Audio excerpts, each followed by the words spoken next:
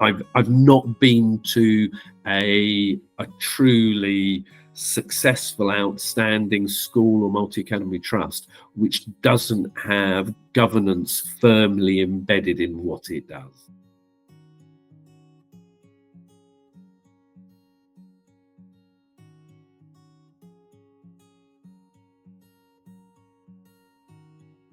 Hello, I'm Charles Wiles, founder of Zish, the company behind Quizlize and Mardley, and welcome to our series on conversations with some of the UK's leading thought leaders in education.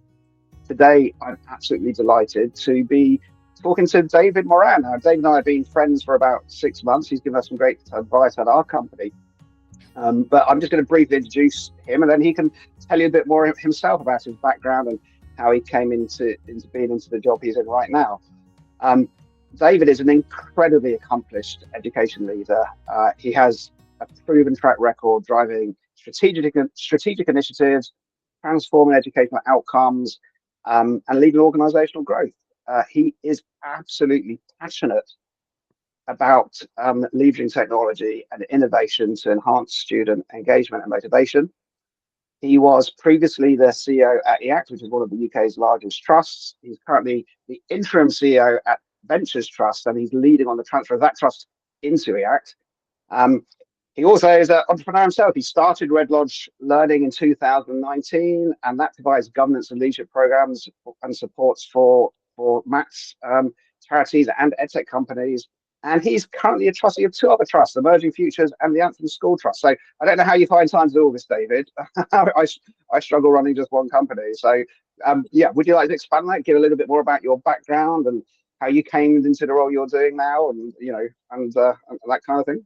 Yeah, absolutely. I mean, to start off with, I've been very, very lucky and privileged to do the jobs which I've done. And it started as a science teacher in northwest London, in Harlesden, and that was a shock to me as a newly qualified teacher, going into such a tough, challenging environment. But the people who I was working with, the teachers and the professional services staff, and most importantly, the children, the parents and the local community were one which I was really passionate about and really reinforced why I went into teaching, to change lives. And it was a huge privilege. I quickly decided that education was the profession for me, and decided that actually I wanted to see a bit of the world. So I took my teaching profession and joined voluntary services overseas, and taught as a volunteer teacher in Kenya, in East Africa, where we had no electricity, we had no running water, we had no photocopier. So it really was teaching back to the basics. And that really changed my outlook on life, and how important education can be to a whole community. So I followed that back, and I came back to the UK and started teaching in southeast London, in Croydon, and again fell in love with the community I was working with, and probably could have been there today had an opportunity not come up, which was with the Specialist Schools and Academies Trust, a big networking organization. And I was really lucky to be able to work on the Raising Achievement Transforming Learning, also known as RATTLE program. And it was quite a remarkable school improvement program, because it really flipped the expectations on what and how improvement can happen in schools, from one being reliant on external consultants or external programs, to what we did in Rattle was to put the heart of improvement with other schools which had already demonstrated the impact of their improvement. So it was a small central team, but the resource and capacity was placed in mentor schools who had already done that journey. So we partnered mentor schools with project schools, and we enabled and facilitated really strong collaborative networks. And through those collaborative networks, school leaders worked with other school leaders, and they were invested in doing that work. And the impact of that work was absolutely meteoric. Schools, part of the program, were improving at a rate 3 times that of similar schools nationally. And more interestingly, the schools which were supporting those schools on the program, they improved at 2.5 times the rate of similar schools nationally. So it really was a win-win for all the schools in on that program. And over a period of 4 years, we worked with 400 schools and 70 mentor schools. And it was an exciting, engaging time in education. But with all good times, they come to an end. So a change of politics, and that program got stopped funding. And so I looked for the next opportunity, which actually took me to work with a commercial company called Tribal Group, where I established their US presence. And what we did was we took all the learnings from the Rattle program and embedded it within a school improvement program based in Nashville in Tennessee, where we worked with 34 of the lowest performing schools in Nashville. And we put together a program of support and intervention from schools which had already been on that journey. And again, we saw significant increases in attainment and progress, and engagement from staff. That all led to me coming back to the UK and joining EACT in 2013. And the state of EACT at that time was really challenging. The schools were underperforming, and financially the organization was at risk of going bankrupt. So it needed radical change. And so we entered into a period of changing what we believed was the purpose of education, and how we believed improvement can happen sustainably and at pace. And funnily enough, we went back to the model which I've spent years working with, which is investing in school leaders who have done the job, and providing them with the capacity to support other schools. I was really interested. I mean, I actually didn't know.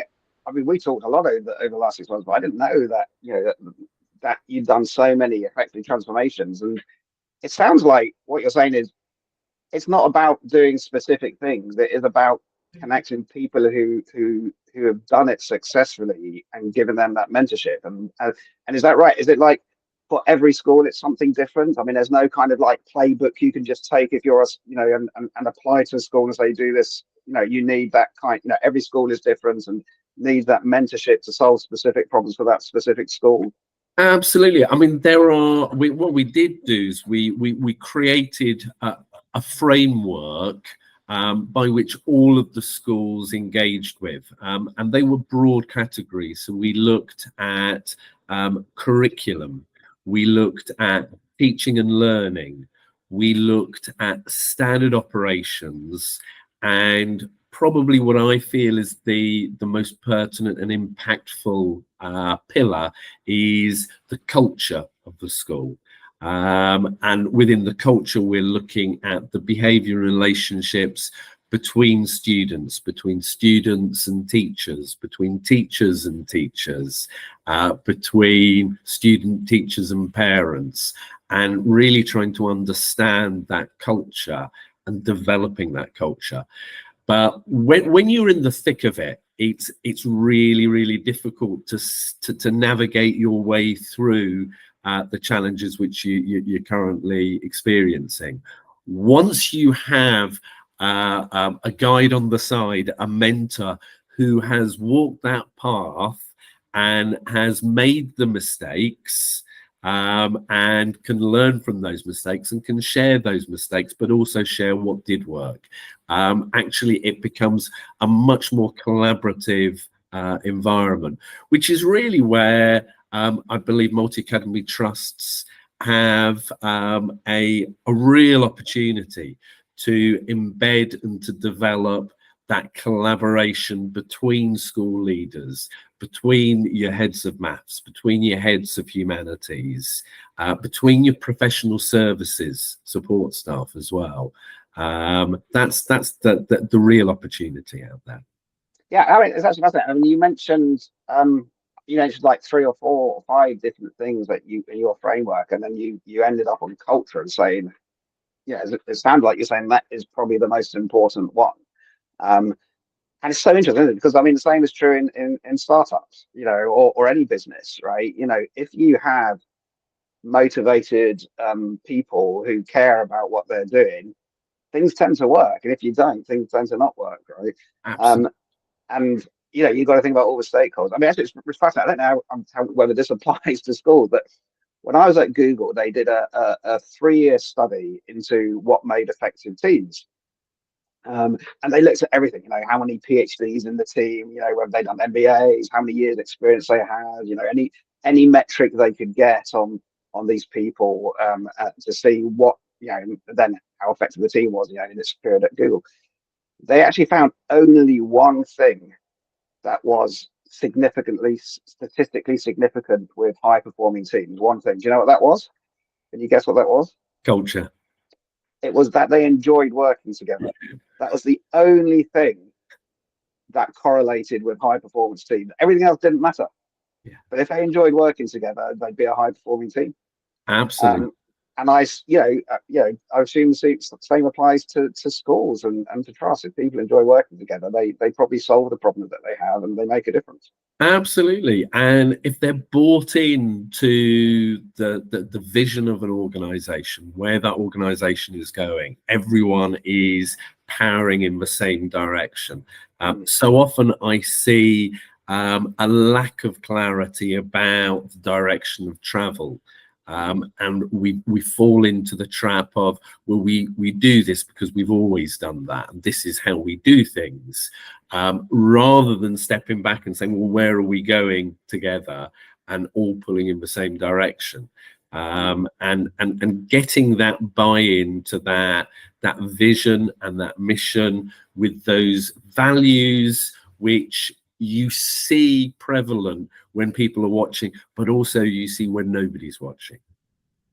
Yeah, it's amazing. And that, I talked to you many times, and I find you very inspiring. But of course, I've never seen you in operation in a school and trust environment, which is your kind of, what you do day to day. Yeah, as a trust leader and almost a specialist in turning them around.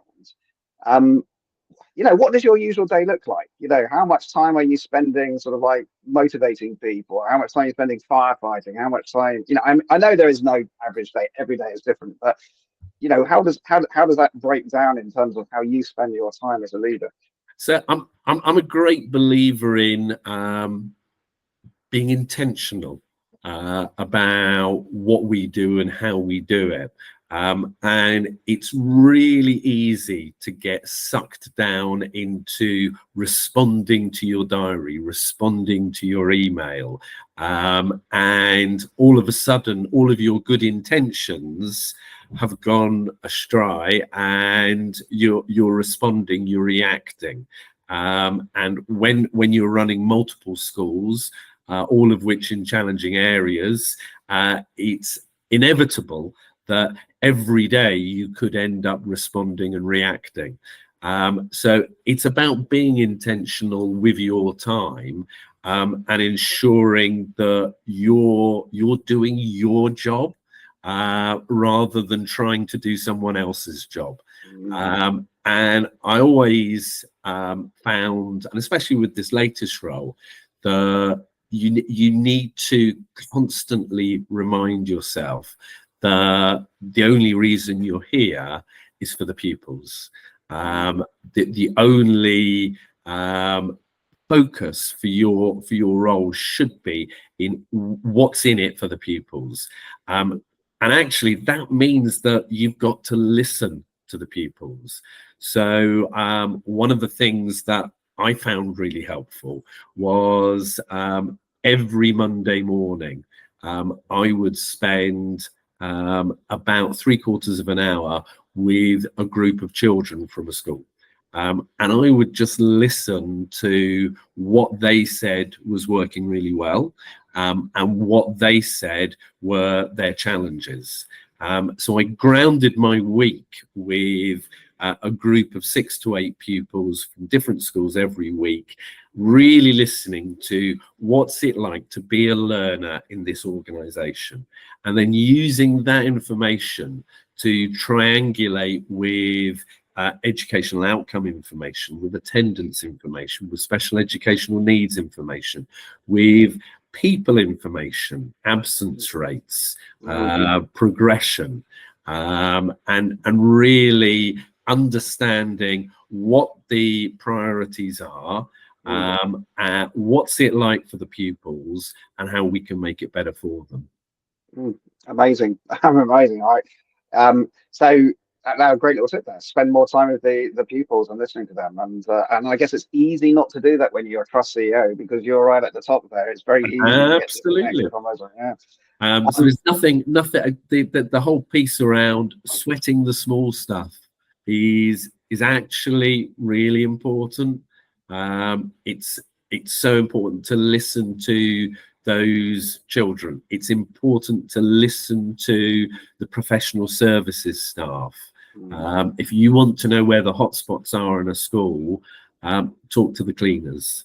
They'll give you a real live indicator and temperature gauge of a school. And time management is of course important.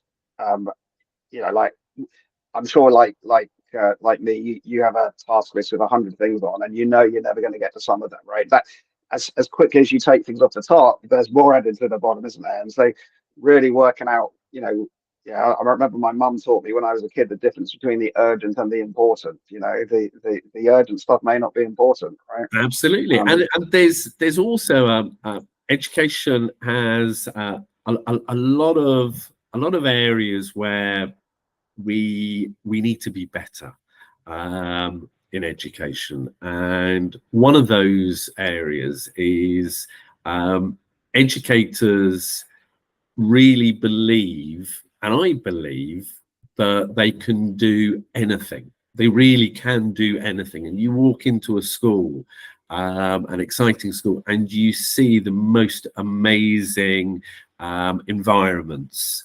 You see the climate of learning. You see the culture live throughout, whether you're in a mathematics classroom, a geography classroom, a PE lesson.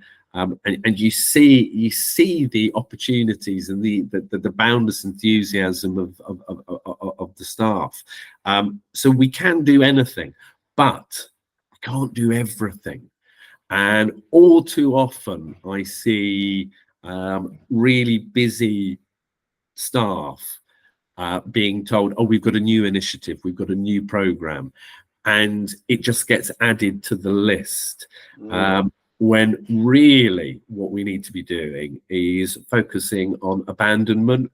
What are we going to stop doing?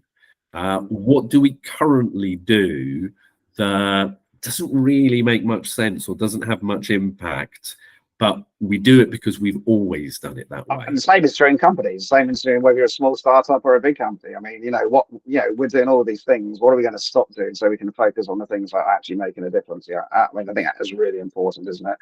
I'm really bad at doing that myself, actually. Stopping doing stuff because you've been doing it. I mean, I'll give you an example.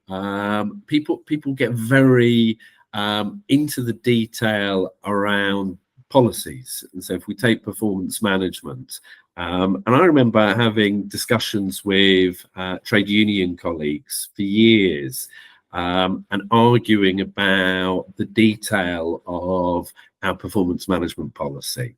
And then it struck me after I read a book by Andy Hargreaves and Michael Fullen called Professional Capital, that perhaps we were looking at this in the wrong way. And actually, we should probably start with thinking about, do we agree with the principles, the overarching principles of this policy, rather than having a discussion about the detail of the policy. And when we started talking about the overarching principles, about what we believe is the right thing to do to develop people, we all sat around the table and said, well, none of us believe that performance-related pay makes people better, not in a school environment. Yet our policy is predicated on that. And I remember having that conversation with trade union colleagues, and they said, well, we've been arguing that point for years. And I said, well, we've never had that discussion. It's always been about the detail of the policy rather than the overarching principles. If we all agree that performance-related pay doesn't motivate and incentivize staff to be better, and there are better ways of doing it, let's change the policy. And we were the first multi-academy trust to move away from performance-related pay. And that can be done when you look at things slightly differently, when you're intentional about what you want to achieve by a certain process or policy. Let's jump onto EdTech. Right. So obviously, I run an EdTech company. I'm a big believer that EdTech can make a difference to progress and attainment, and I think you are too. We've seen the evidence in the schools that we work with where it's improved attainment. And I mean, you've never used our product. I'm sure you've seen the impact of EdTech as well. But I think there's still a lot of people out there who don't believe that it has an impact. You know, like, and I think we'd also all agree. I think that the single biggest factor is the quality of the teaching, isn't it? I mean, you know, nothing, you can't replace that. An amazing teacher is the core of everything. But that EdTech can have a really big play a really big role in supporting the process. So from your experience, where have you convinced the people watching this video that they should be investing in EdTech, and that EdTech can make a real difference and help the process? Where have you seen EdTech have an impact, and where do you see it have an impact in the future? I see EdTech having an impact pretty much everywhere I look.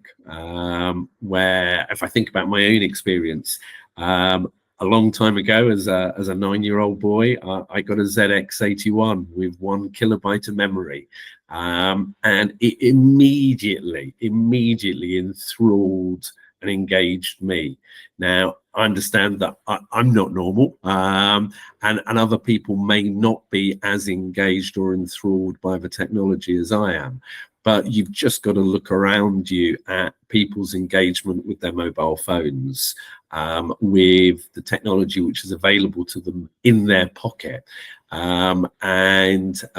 It's without a shadow of a doubt the one area which has a huge opportunity to make a real difference and to really balance the educational opportunities for all pupils, give pupils access to information, give pupils access to engaging content, and it's all part of that piece of what the purpose of education is.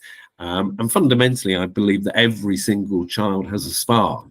And the role of parents, the community, and schools is to enable children to find out what their spark is, and then to love learning in that area. And technology is something which can empower young people, it can empower parents, it can empower teachers, it can empower communities, and it can enable young people to have access to some of the most dynamic, exciting content that you can imagine. Do I think that it has had the impact it potentially could? I don't. I hate to say that we still teach children in ways which were commonplace 100 years ago. How we organize children, how we allow students to really take control of their learning, the opportunity and potential that technology provides is huge. And if I go back to when I first started teaching, there was one computer in the school which held the management information system. You won't be surprised to know 20 years ago it was Capita Sims. Capita have walked away from that product, but that product still is prevalent in well over 70% of schools in England, and all schools have a management information system. What I saw 20 years ago, when there was that one computer which held the management information, now that information is embedded in every teacher and every professional services staff.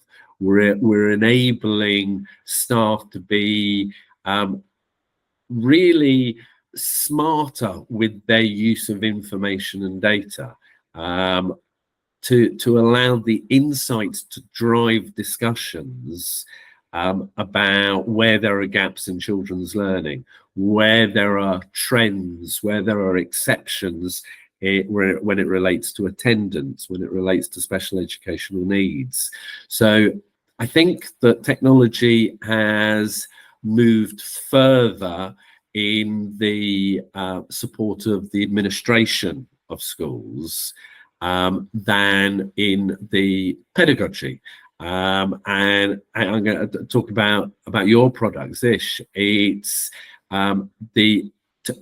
to be able to link gaming with making progress in a subject is motivating, is incentivizing for young people who enjoy games. And again, go back to what I said earlier. Talk to young people. What do they enjoy doing? They love going on their PlayStation. They love going on their Xbox. They enjoy that competition. So when I saw your product with Zish, and it embeds that gamification, that technology, with incentivizing the children to do well with their learning, and they'll be rewarded through access to games, but not games which they would never normally pay, with games that they spend their time engaging with their friends on. The opportunity that technology has to really push that boat on pedagogy is when we'll start to see the biggest impact. And clearly, with technology developing quicker than all of us develop, we now have AI into the mix, which again presents huge opportunities and challenges as well. I mean, obviously, you're preaching to converted here. I mean, what I want to do is get many more people really thinking about their digital strategy and how they apply technology in the classroom, because it really does make a difference.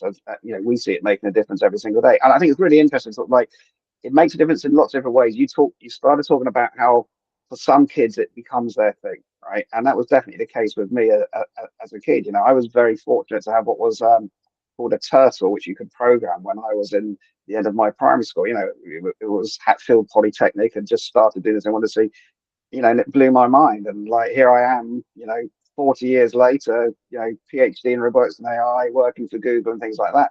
So it really can have that impact on those children, can't it? And then there's just the fact that even if you're just using the tech, they just got an iPad. I mean, the fact that I'm a big believer in YouTube, right? The fact that they can go and watch a YouTube, if they didn't understand what the teacher said, maybe they can go and watch a YouTube. Why are we blocking that, right? My son, he's 22 now, but he knows far more than I do. I can't tell him anything that he doesn't know already because he's watched so many documentaries on YouTube that and he knows more than I. He's probably consumed more information in his 22 years than I will in the rest of my life. And he watches all the YouTube videos at double speed as well. I can't even hear them. It's crazy. Um, yeah, the ability to, if you don't understand something, to maybe search or now, as you say, with the power of AI, we present we're going to things like ChatGPT to ask AI, but it's going to be embedded into the operating systems of Chromebooks and iPads. You're not going to have to go anywhere; it's just going to be there, isn't it? The ability to get that insight and personal help, from an AI is literally there today, isn't it? Well, it's a leveler, isn't it? It's a leveler of the playing field which we're on, because let's be realistic about it. If you live in a well-to-do neighborhood, and you potentially go to private school, you will be wrapped around with tutoring.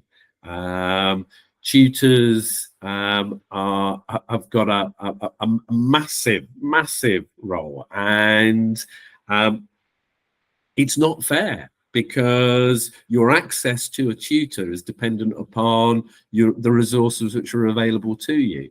So if you're living in an area where there's less wealth, then your access to a tutor is not going to be as easy as if you are. It's a massive leveler, isn't it? I mean, everything's changing. I mean, let's come back to AI in a second, because I really want to talk about AI. I just want to actually just finish off on something else you talked about. You talked about our product, Quizalize, with companies that Quizalize, and the games and the data. So I mean, that's kind of like the two aspects of what we do: games to make it engaging for students, but rich data and insight for teachers to see the learning gaps. And I like to think we do that better than anybody else in the world.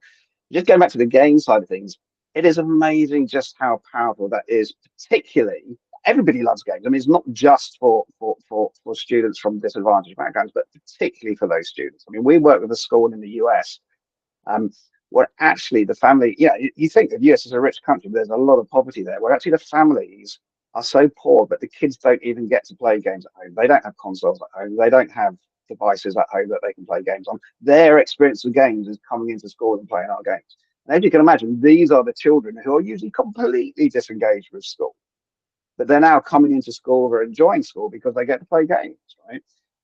So it can be incredibly powerful and effective. But then when you combine that with giving teachers that data to really understand and do something about specific learning gaps and specific students, it can be really powerful. So I think and then you talked about the administrative data and so on. And I know you're a big believer in administrative data, and so am I. And I think, being able to see, maybe across my whole school, everybody's struggling with, algebra in grade 4, right?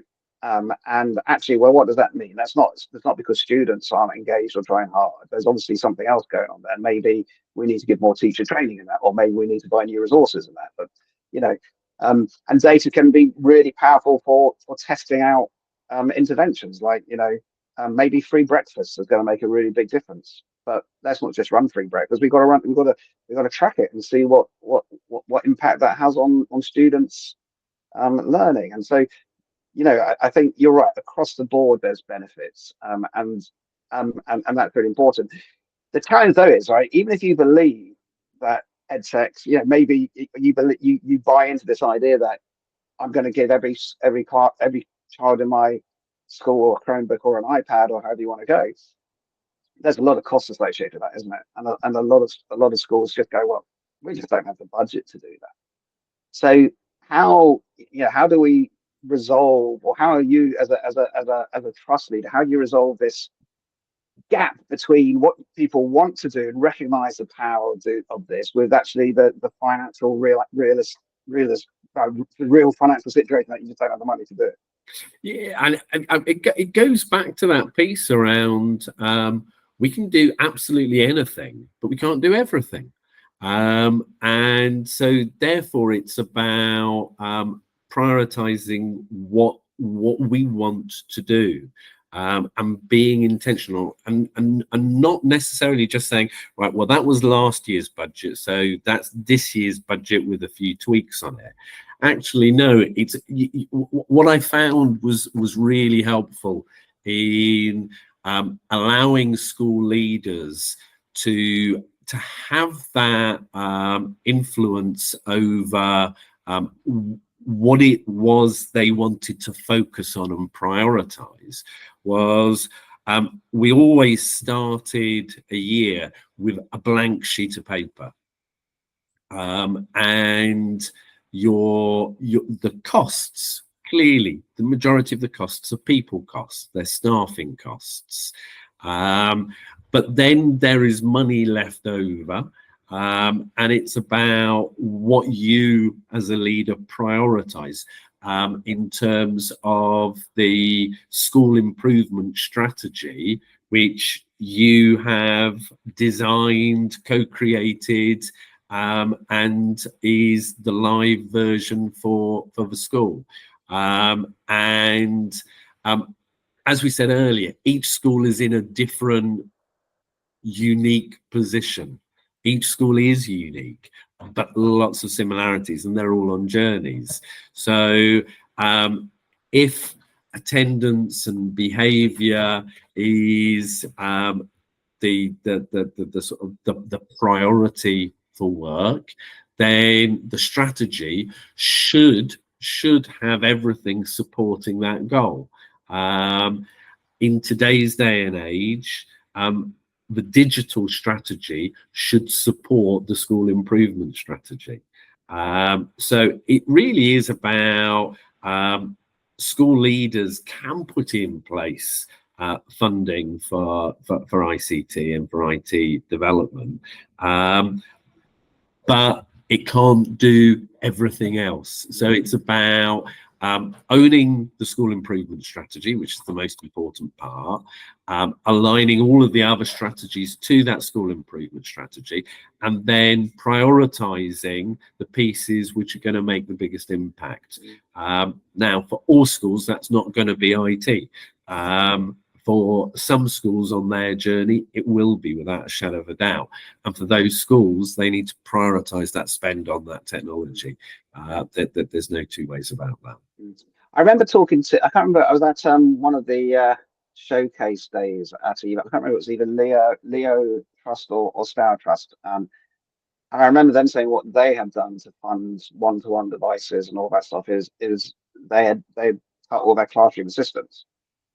You know, like you know, a classroom assistant might cost 20,000-30,000 a year, right? And of course, yes, you do need some classroom assistants because you do have some children who do need that support. But actually, what they were able to do with software at a broad, you know, at a broader scale, and with personalization through software and that support you could give, lifted everybody's attainment levels. And so I think you're right. It's, you know, it's about, you know, what are your priorities, and you know, what budget are you going to be using? I mean, like, you know, I think, again, is it Leo have the report, the research report on the impacts of EdTech, the PedTech report.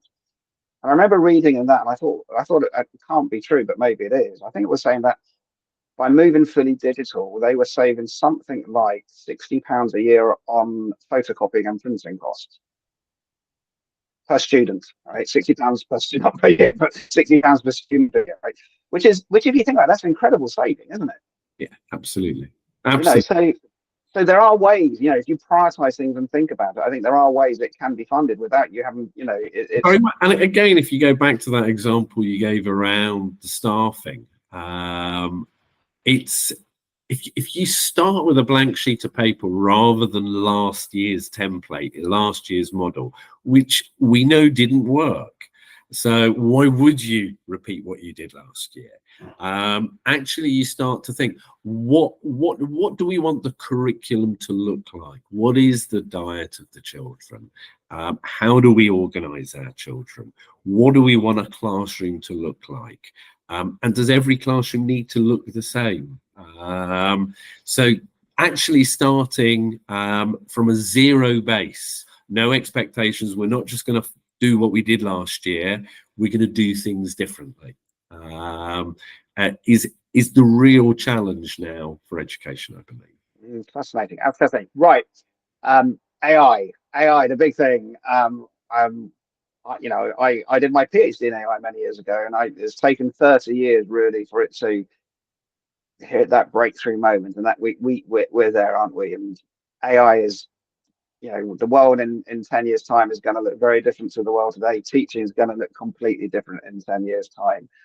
What are your views on AI? Is it a good thing or a bad thing? Should teachers be embracing it or worried about it? Should trusts be, trying to accelerate adoption or try and, push back? What are your views on all of this? I'm super excited about it. And again, I think it's a leveler. So you go back to the conversation about access to tutors being dependent on wealth.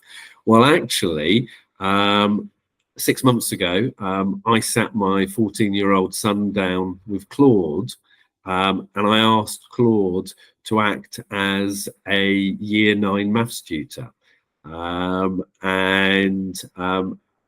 asked Claude to take the topic of algebra and to break it down into 20-minute chunks. I then introduced Claude to my son and asked him to deliver a 20-minute tutoring session, and then to provide a summary to my son about what he'd learnt, and then a separate summary to me to identify what his strengths were and what his gaps are. And then I left my son and Claude for 20 minutes, and I had to come in and literally pull him off. And that was instant. That was accessible whenever he wanted it. A few years ago, my elder son, I got a tutor in who came around once a week for an hour and cost a lot of money. I think AI has the opportunity to be that individual pupil's tutor. AI has the ability to look at the management information system for a school. And if you think about the really dire position where actually a couple of years ago, even today in certain situations, Tesco's and Sainsbury's know more about our children and their eating habits and their families' buying habits than our schools know about our children, based on the data which we have available. The MIS in a school has so many data reference points. Yet, as busy teachers and busy school leaders, we're not necessarily data analysts, and a lot of schools don't have the money to have a data analyst. Well, all of a sudden, AI comes along, and ChatGPT or Claude can analyze large amounts of information, can produce analytics which show themes, trends, exceptions, warning signals, and start to allow us to be informed by the information which is held within schools. I like to think, like sometimes people who aren't in the AI field struggle to sort of really comprehend what could be done. But I like to think of it as one way to think of it.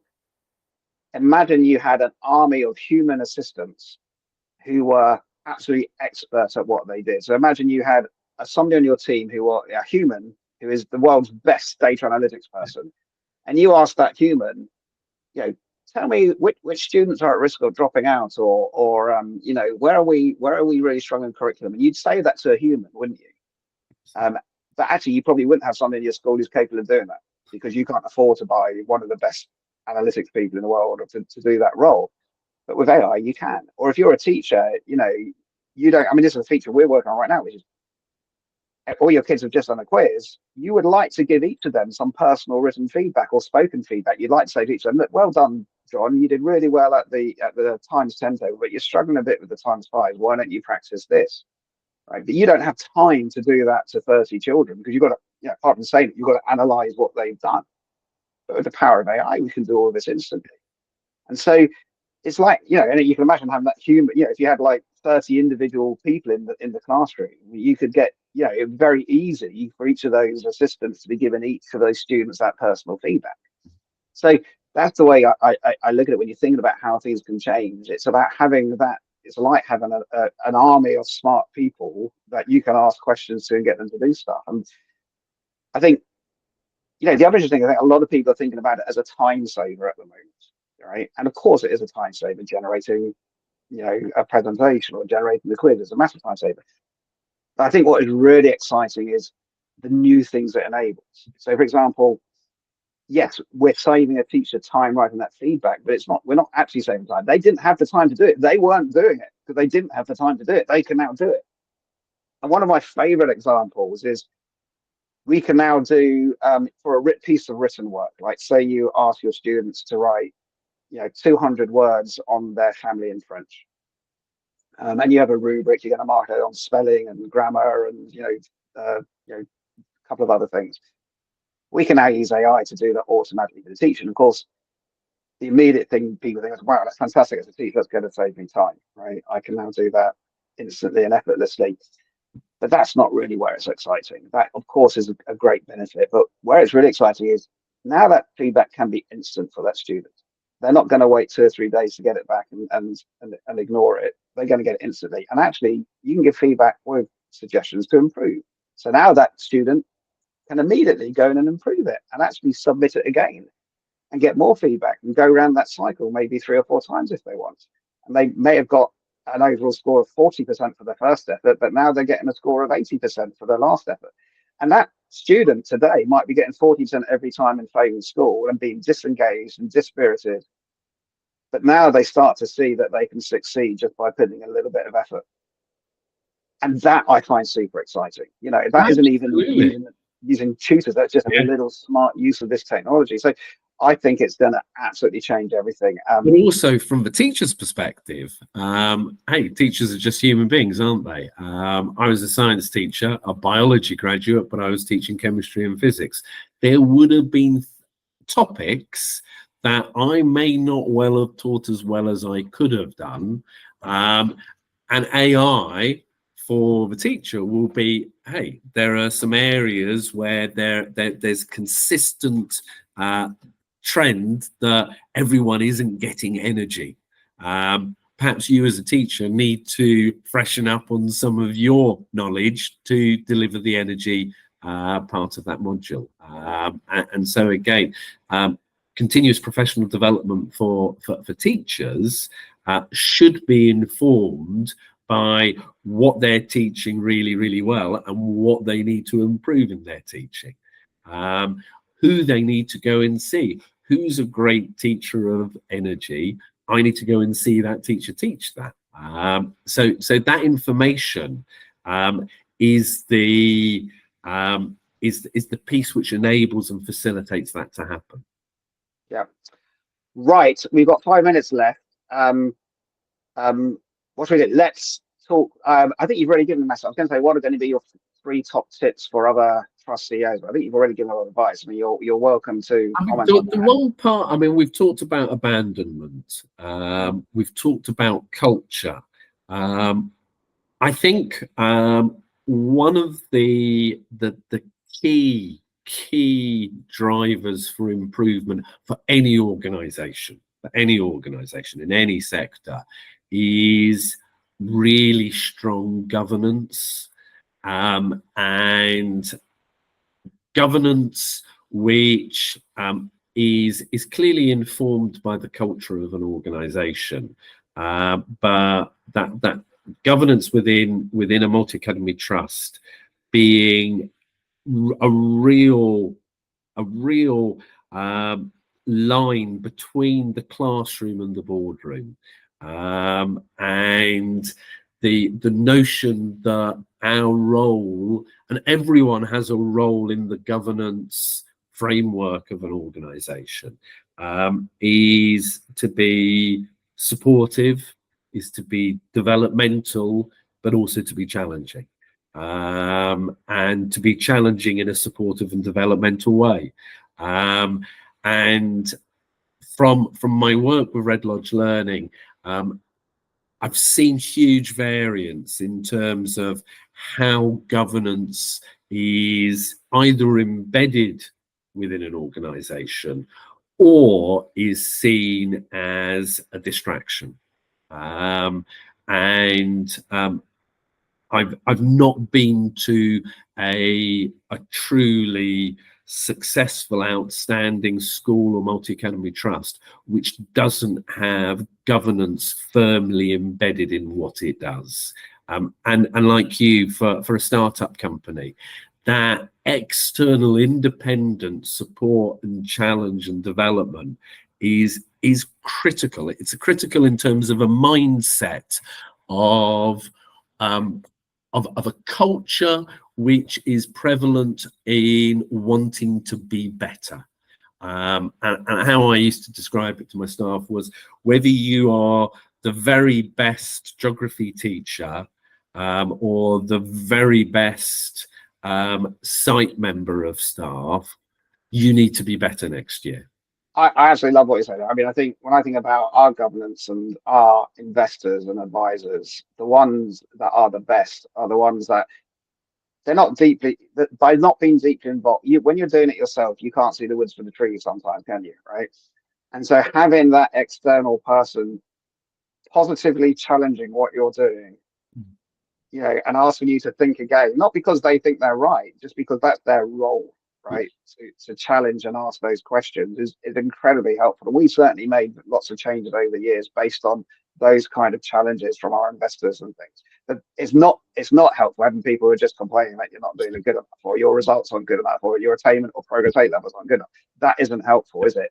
It is, you know, making, you know, positive challenges. Yeah, why don't you try doing this differently? Is that the right strategy? Is this the right thing to be doing? That is very helpful. Great. Well, look, David, thank you so much. As I said, you run a consultancy as well, don't you? So, I mean, if there are trust leaders out there who want to reach out to you, you're very welcome for them to do so, I assume. Absolutely. You know, you've got such an incredible wealth of knowledge, and always a pleasure, absolute pleasure to talk with you. Thank you so much for spending time. Hopefully that information you've just imparted is useful to some of the people watching. I do hope so. Been an absolute pleasure, sir. You take care. Thank you so much, David. Bye. Bye-bye.